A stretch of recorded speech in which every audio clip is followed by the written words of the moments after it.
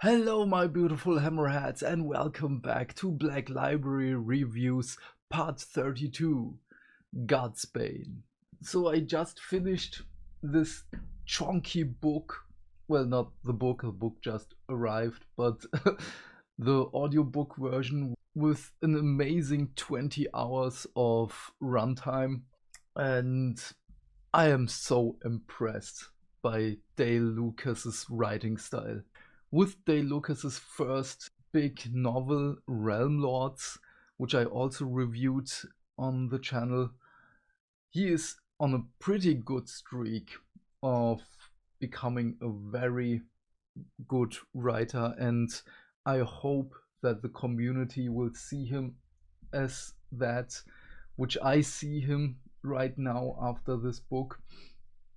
Um, because the runtime is amazing. I loved every bit of it. Of course, like with every other uh, story, it has its downfalls. There are 2 chapters just fighting, and there are very long chapters. Of course, there is important stuff happening in it, but no one needs 2 very long chapters of fighting. But before I digress, we have 4 main characters. We have a Lumineth Lawseeker, which is our main protagonist. We have a Caradron Overlord Sky Captain and his vessel and crew. The crew, by the way, is pretty awesome. I love them, especially the navigator. We have a Knight Questor from the Tempest Lords. So those 3 are also on the cover. Here is the Caradron, and from Barak Thring. And this book teased me to paint a Knight Questor in the Tempest Lord colors. So his character is also pretty enjoyable. But there is a 4th character who is not on the cover. Maybe she is, but she's, well, a daughter of Cain from the Calibron Temple. She's basically an assassin and hides in every shadow, nook, and corner. She has a Aragorn as Strider moment in an inn, which is pretty funny. There are so many Lord of the Rings moments in there, like with Galadriel and the small pool of water with, I paraphrase right now because I can't remember the quote, with things they were, things they are, and things that may not have yet been. But here it's not a small pool of water, but a book. Then there is the Siege of Gondor moment, in which Grond, the humongous battering ram, is destroying the gate of Minas Tirith. So very enjoyable moments. There are very fine nods. But the story, because I digressed, I'm sorry. So, Godsbane is not only the title of this book, but also the weapon of the main antagonist. It is a weapon of Duardin make. No one knows how old it is, which material it is from, and what the inscriptions on it are. So probably from the old world, but that is just a guess of my part. And this weapon gives a mere mortal the power to destroy a god. Whoever it is, may it be Sigmar, may it be Morathi, Alariel, Zinj, Nurgle, Khorne, whomsoever, whatever god they may deem to destroy, this weapon is able to destroy that god. And of course, not only the god, but where there are some passages in which the wielder of the weapon just destroys an orc horde single-handedly, or breaks the stalemate of a siege single-handedly, because this weapon is so powerful, but it has its drawbacks. And the drawbacks are pretty clear from the get-go. It is not an answer to all weapon. So as with the main characters, there are of course many participating factions in it. Of course, all four of the main characters. Then there are the disciples of Zinj. There are the Oruks, but they are basically just a footnote, so I don't really count them. And between all those factions, there is not only, of course, infighting, there are political machinations between each other. Everyone has the sense of, oh, this weapon belongs to us. When we defeat that guy, it belongs to us. We have to study it. No, we have to keep it away. But before the guy gets his hands on the weapon, it is locked in a storm vault. And everything up until then are basically footnotes for this weapon. After centuries of research, someone finds this storm vault, destroys its guardian with his army, and yeah, gets his hands on the weapon, of course. The problem is I can't go too into depth with the enemy because it's full on spoiler mode, so I just call him the guy. Oh yes, I totally forgot. I'm sorry, I'm not coherent right now. I still don't feel so good. The story is set in Haish, in Settler's Gain. It's not really said if it is during the Broken Realms or after. I say it's probably during the Mortal Realms because the daughter of Cain still hasn't got the message that Morathi has obtained godhood, because she was on the road all alone because, yeah, well, she's an assassin. And the Night Questor has some visions of dark clouds and stormcasts not being able to return to Azir. So these are still the regular Sigma Stormcast Eternals, not the ones with the Thunder armor. So somewhere between Broken Realms Morathi and Broken Realms. Oh, when I think about it now, this is set between Broken Realms Morathi and Broken Realms Teclis, because there are no mentions of Osiak Bone Reapers in it. And Teclis, of course, Teclis has his cameo. And he's not the traumatized survivor of Nagash's incursion into his realm. But there are many, many fascinating discussions, and this is where this book shines. I loved every single bit of it. The main discussion of this novel is, do mortals need gods? Because the main drive of the antagonist is to, of course, destroy all the gods. Mortal affairs should be dealt by mortals. His army has also the war cry for the dying, and this is not meant for the ones who are dying in battle. It is meant for those mortals, because, of course, immortals don't die.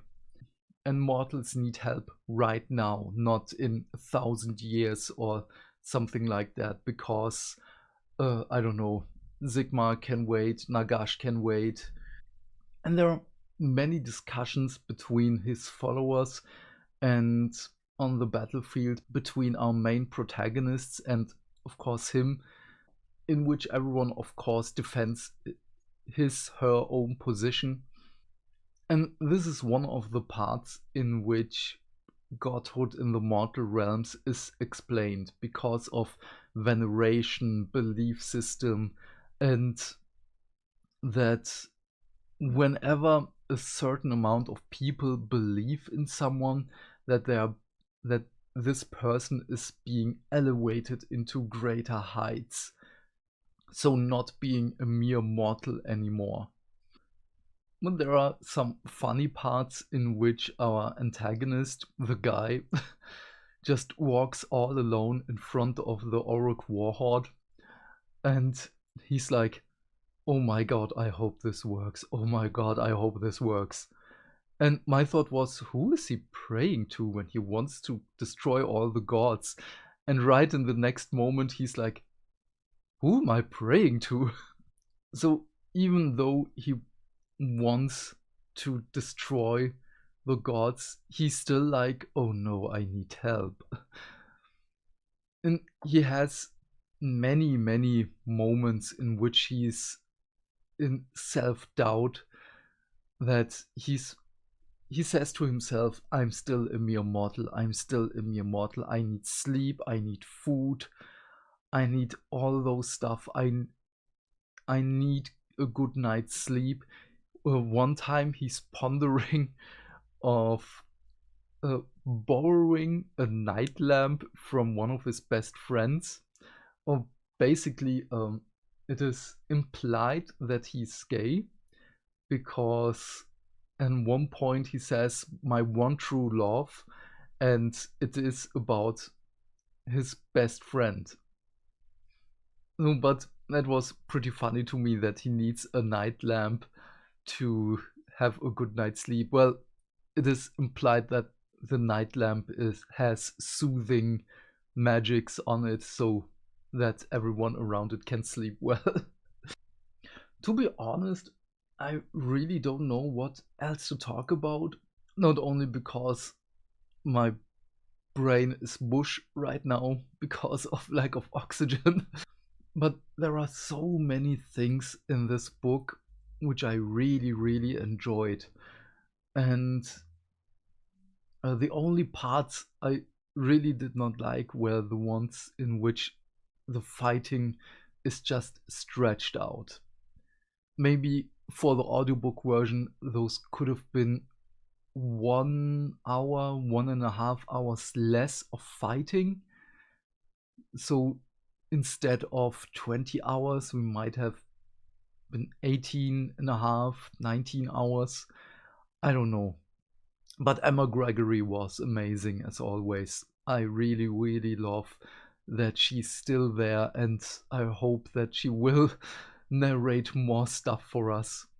But we know that she's in Angels of Death in season 2 of the Warhammer Plus animation. So, yes.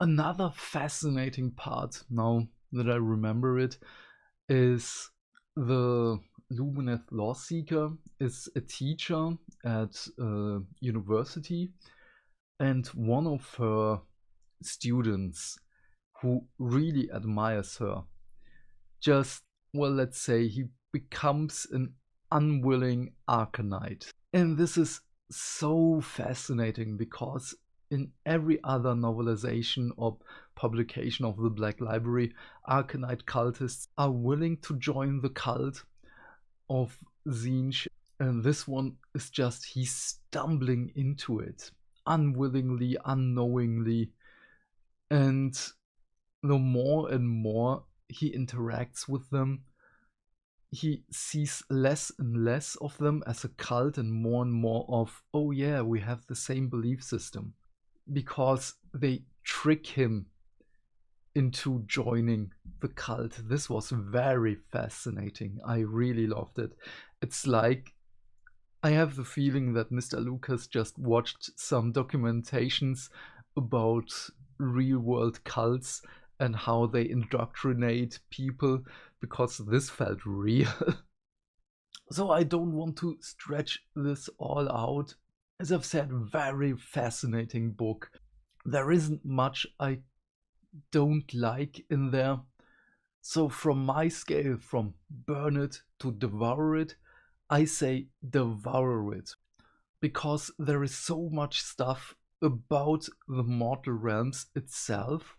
So if you're into AOS, and there is so much talk about gods, godhood, how gods work, and how belief systems work, then there is the infighting of order, because we have on one side our four main protagonists factions, the Daughters of Cain, the Lumineth, the Stormcast Eternals, and the Caradron.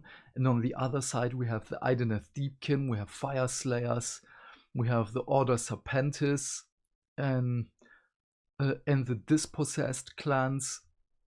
And on also another faction, as I've said, are the Disciples of Tzeentch.